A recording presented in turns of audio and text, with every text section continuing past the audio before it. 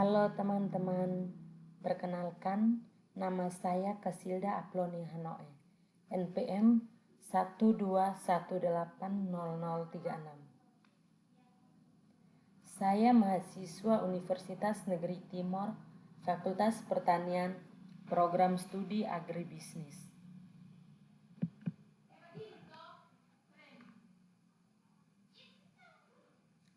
Pada video kali ini, saya akan membahas materi perdagangan internasional dalam Teorema Rybczynski.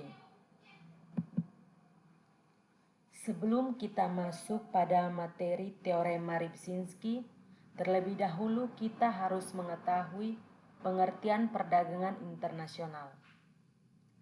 Perdagangan internasional adalah perdagangan yang dilakukan oleh penduduk suatu negara dengan penduduk negara lain atas dasar kesepakatan bersama.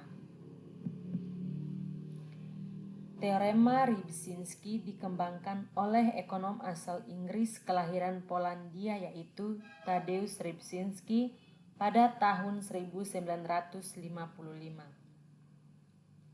Menurut teorema ini, pada harga barang yang relatif konstan, peningkatan jumlah suatu faktor atau faktor endowment akan meningkatkan output sektor yang menggunakan faktor tersebut secara intensif dan penurunan output pada sektor lain.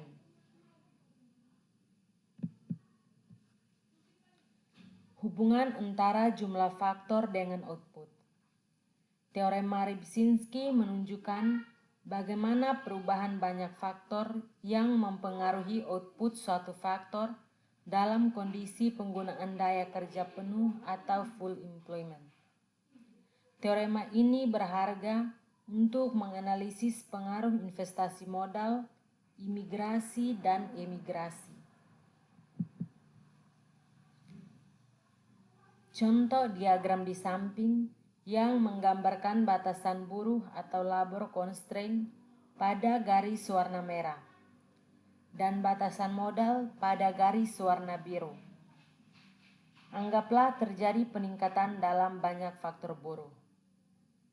Hal ini akan mengakibatkan pergeseran batasan buruh ke kanan.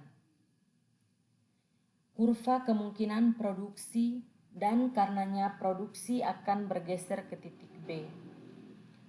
Produksi baju, benda atau barang yang memakai faktor buruh secara intensif akan naik dari C1 ke C2. Produksi mobil atau barang yang memakai faktor modal secara intensif akan menurun dari S1 ke S2. Bila banyak modal naik, batasan modal akan bergeser keluar sehingga mengakibatkan peningkatan produksi mobil dan penurunan produksi baju. Karena batasan buruh bertambah curam daripada batasan modal. Mobil yaitu barang atau benda yang memakai modal secara intensif. Sementara baju yaitu benda atau barang yang memakai buruh secara intensif. Secara umum, peningkatan banyak faktor suatu negara akan mengakibatkan peningkatan output benda atau barang yang memakai faktor tersebut secara intensif, sementara output benda atau barang beda yang memakai faktor beda akan menurun. Teori Rybczynski dalam dunia perdagangan yang hanya meliputi dua jenis barang pertumbuhan, satu faktor produksi, sesungguhnya mengurangi keluaran barang itu kalau harga konstan atau tetap. Kemerosotan ini diakibatkan karena akumulasi keterampilan dan modal untuk melayani kebutuhan akan perdagangan dengan negara lain. Teori Rybczynski masih berkaitan dengan teori Hexkar-Ohlin yang membagi masyarakat dalam dua bagian, yaitu yang pertama diuntungkan dan yang kedua dirugikan. Dalam teori ini ada tiga penyebab. Yang pertama, pengaruh jangka pendek terhadap harga dan output. Yang kedua, perubahan permintaan faktor. Dan yang ketiga, tanggapan harga faktor jangka panjang. Spesialisasi dan kerugian. Spesialisasi ini dibagi dalam 3 bagian, yaitu yang pertama peningkatan produktivitas, yang kedua akumulasi faktor-faktor produksi, dan yang ketiga menghapuskan hambatan-hambatan perdagangan. Yang kedua kerugian.